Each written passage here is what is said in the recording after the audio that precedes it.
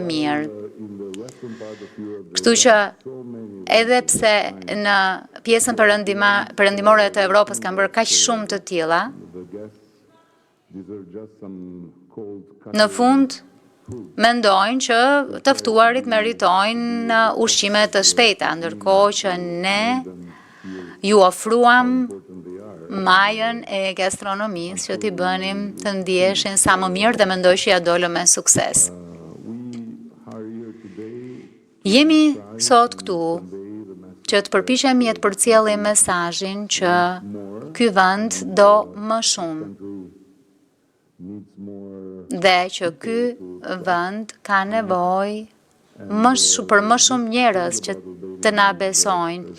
Dhe e mira e Shqipërisë është që siç e shihni, ne jemi miq të mirë me shumë njerëz. Ne duam që miqtë e të ftuarit të thonë që ne jemi partner strategjik të BE-s, të SHBA-s, por jemi edhe mjaft të bekuar të themi që ne kemi partneritete të ngushta me Emiratet Bashkuara Arabe, me Arabinë Saudite, me vendet e gjirit dhe me qëra fjala, e kemi ndjekur me admirim atë çfarë po ndodh në këto vende, vizionin, shtysën, ambicjen e madhërisë së tij, Mohammed bin Salman, e presidentit e Emiratetve Bashkuara Arabe, Mohammed bin Zayed e kështu me radhë. Pra, po përpiqemi që të mësojmë nga realitete të ndryshme, nga pjesë të ndryshme të jetës dhe të bëjmë maksimumin që të nxjerrim më të mirën prej tyre.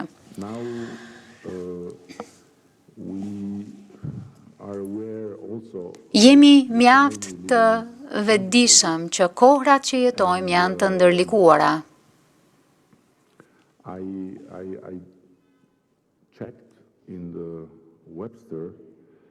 Kontrollova fjalorin Webster, ku fjala më e përdorur është polarizim. Për kufizimi i polarizimit daton qysh në fillimet e viteve 1800, në Zanafil përshkruante valët e leta. Ndërkohë që për fjalorin Collins, fjala numër 1 ishte epok, një periudhë e veçantë në jetën e dikujt, apo në karrierën specifike me një karakter unik. Epok si në mbylljen e një epoke, apo në çeljen e një epoke të re.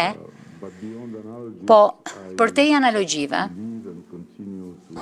besoj dhe vazhdoj të besoj me të gjithë fuqinë time se kur Donald Trumpi thot që Zoti e shpëtoi sepse ka një plan për Amerikën, ai thot në fakt vetëm gjysmën e së vërtetës. Unë besoj se gjysma tjetër e së vërtetës është që Zoti e shpëtoi sepse ka një plan edhe për Europën.